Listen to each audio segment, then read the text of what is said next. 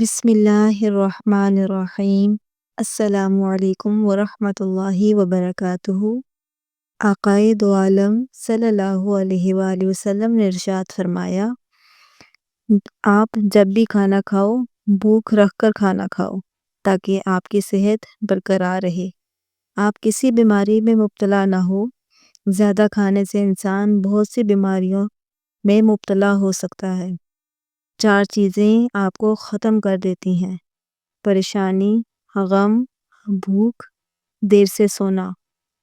4 چیزیں انسان کے چہرے کی رونق کو بڑھا دیتی ہیں، چہرہ روشن اور منور ہو جاتا ہے۔ پرہیزگاری، وفاداری، رحم دلی، دوسروں کو بغیر کہے ان کی مدد کرنا۔ 4 چیزیں بدنصیبی کی پہچان ہیں۔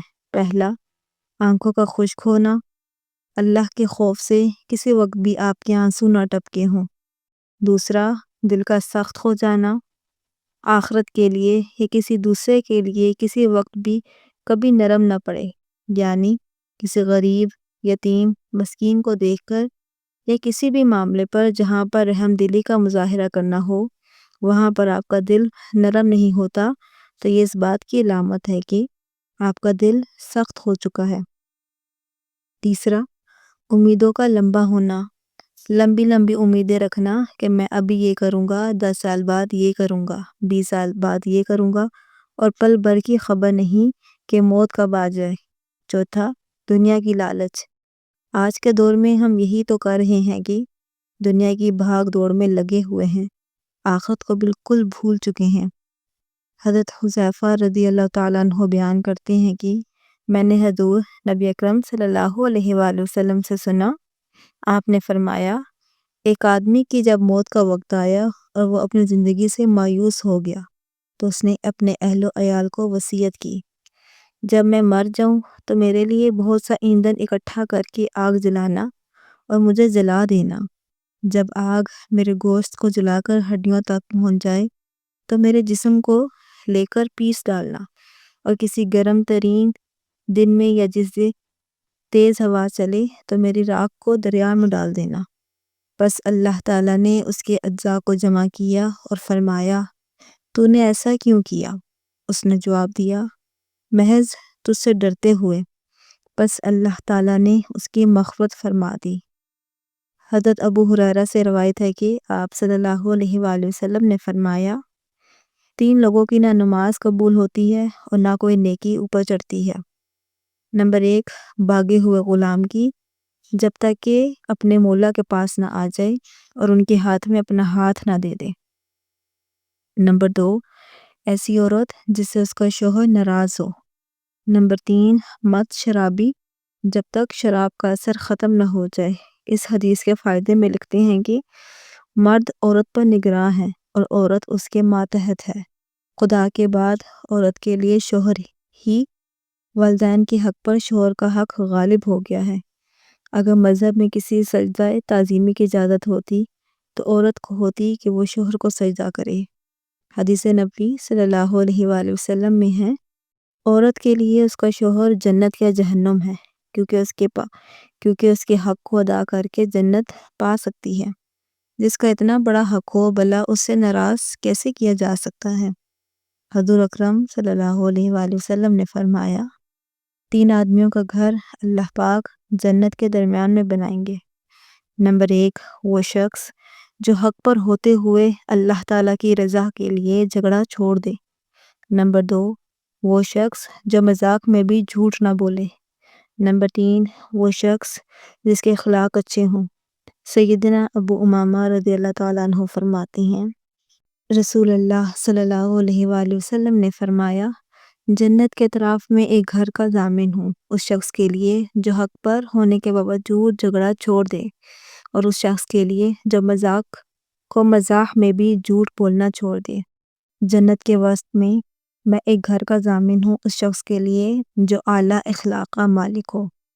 حکماء کہتے ہیں کہ 4 چیزیں انسان کو پریشان اور بیمار کرتی ہیں: زیادہ باتیں کرنا، زیادہ سونا، زیادہ کھانا، زیادہ لوگوں سے میل جول کرنا۔ 4 چیزوں سے رزق کی فراوانی رک جاتی ہے۔ نمبر 1، صبح فجر سے طلوع آفتاب تک سونا۔ نمبر 2، نماز نہ پڑھنا یا پابندی سے نہ پڑھنا۔ نمبر 3، سستی کرنا۔ نمبر 4، دھوکہ دینا۔ 4 چیزوں سے رزق بڑھتا ہے: راتوں کو اٹھ کر عبادت کرنا، بہت زیادہ اپنے گناہوں پر پشیمان ہونا، مستقل خیرات کرنا، ذکر کرنا، اللہ تبارک و تعالیٰ کو یاد کرنا۔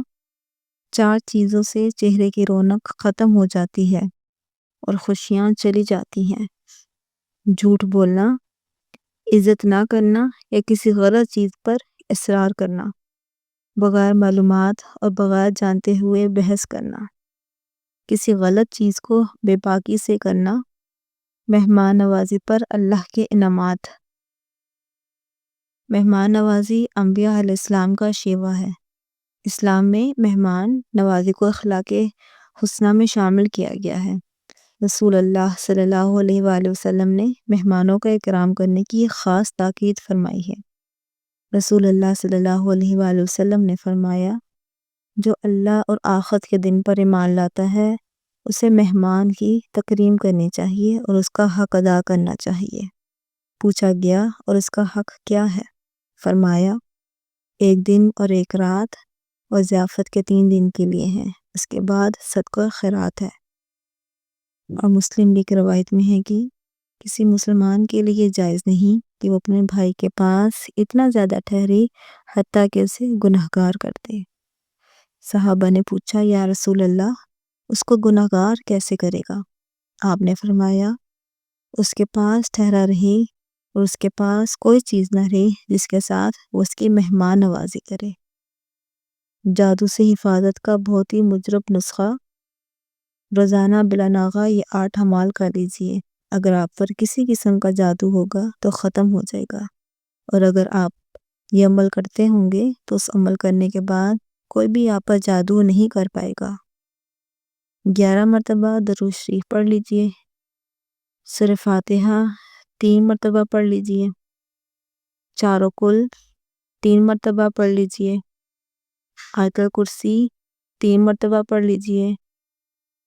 وَلَا يَؤُدُّ حِفْظُهُمَا وَهُوَ الْعَلِيُّ الْعَظِيمُ لَقَدْ جَاءَكُمْ رَسُولٌ مِّنْ أَنفُسِكُمْ عَزِيزٌ عَلَيْهِ مَا عَنِتُّمْ حَرِيصٌ عَلَيْكُمْ بِالْمُؤْمِنِينَ رَءُوفٌ رَحِيمٌ فَإِن تَوَلَّوْا فَقُلْ حَسْبِيَ اللَّهُ لَا إِلَٰهَ إِلَّا هُوَ عَلَيْهِ تَوَكَّلْتُ وَهُوَ رَبُّ الْعَرْشِ الْعَظِيمِ 3 مرتبہ پڑھ لیجئے۔